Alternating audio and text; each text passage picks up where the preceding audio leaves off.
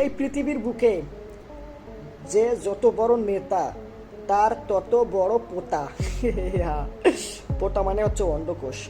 আচ্ছা, এখন আপনাদের মনে হতে পারে যে যত বড় নেতা তার তত বড় পোতা, মানে পোতা মানে অন্ধকোষ বুঝলাম, কিন্তু তারটা বড় হয়ে যায় কি কারণে? কারণ তার যে চেলাপেলা, তার যে আর কি সঙ্গ দেয় যারা, হচ্ছে তার যারা চামচামি করে যারা, তারা আর কি চাপতে চাপতেই বড় করে লাগে। বুঝতে পারছেন বিষয়টা?